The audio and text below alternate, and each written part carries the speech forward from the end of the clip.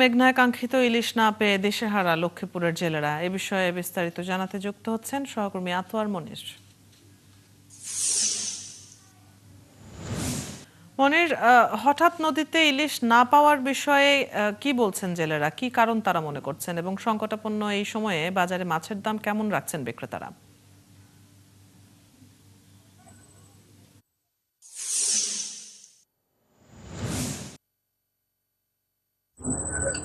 অদিতি এই মুহূর্তে নদীতে এবং জেলেরা যে বলছেন তারা মাছ ধরতে গেছেন এবং অনেক জেলেই খালি হাতে ফিরছেন। তবে জেলেরা বলছেন যে এই সময়ে প্রচুর ইলিশ তাদের জালে থাকার কথা এবং পাশাপাশি সমুদ্রগামী তেও তাদের যে আশানুরূপ পাবে তারা জাল নিয়ে এবং 5 থেকে 6 লাখ টাকা খরচ করে সমুদ্র মাছ ধরার জন্য যাচ্ছেন এবং সেক্ষেত্রে আশানুরূপ তারা মাছ পাচ্ছেন না বলে অভিযোগ করেছেন। কিছু মাছ পেলেও তারা পোয়া এবং অন্যান্য প্রজাতির মাছের কথা বলছেন, তবে এতে করে তাদের খরচ না পোষার কথা বলছেন।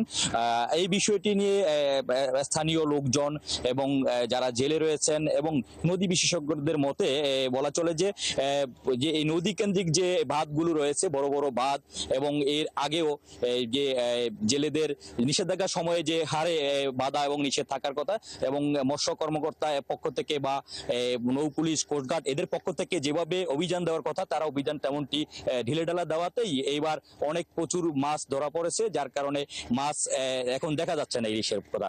আরেক কথা বলা চলে যে জেলেরা বলছেন যে সমুদ্র এবং থেকে আসার পথেই যে মাছের বাধা সৃষ্টি করা হয়, বেত জাল এবং জগৎ বের সহ নানা প্রজাতির মাছ ধরার জন্য এক শ্রেণীর প্রভাবশালীরা তারা ফুল নদী আটকে দিয়ে তারা জাল বেঁধে রাখে, এই কারণে মাছের বাধা সৃষ্টি করে, এতে করে মাছ বাধাগ্রস্ত হয়ে তারা আবার সমুদ্রে ফিরে যায়। এই কারণেও জাল যদি অপসারণ করা যায়, নদীতে যদি অভিযান সেক্ষেত্রে জোরদার করা যায় প্রশাসনের পক্ষ থেকে, তাহলে এই বাধা অতিক্রম করে ইলিশ আসা সম্ভব হবে না। আর এসব জাল উত্তোলন করা হলে বা এইসব জাল যারা যারা ব্যবহার করছেন তাদের বিরুদ্ধে অ্যাকশন নিলেই তারা অনেকটাই আশানুরূপভাবে সেই মাছ পাওয়া যাবে এবং মাছও দেখা পড়বে। তবে এখানকার লোকজন বলছেন যে এই বছর সাধারণত অনেক ইলিশ থাকার কথা, যেমনটি বিভিন্ন খাল এবং নালা অর্থাৎ যে বিল এবং মাঠ পর্যায়ে যেসব ময়লা আবর্জনার পানি রয়েছে সেসব আবর্জনার পানি ইতিমধ্যে খাল পরিষ্কার পুনঃখনন শুরু হয়েছে, যার কারণে অনেকগুলো খালি পরিষ্কার রয়েছে। এই খালের পানিগুলো আগে যেরকম ময়লা আবর্জনা থাকতো, যার কারণে নদীতে যেত, তখন ইলিশ কম পাওয়া যেত এবং এই বছর তেমনটি নাই। তবে জেলেরা বলছেন যে সাধারণত এই জোয়ার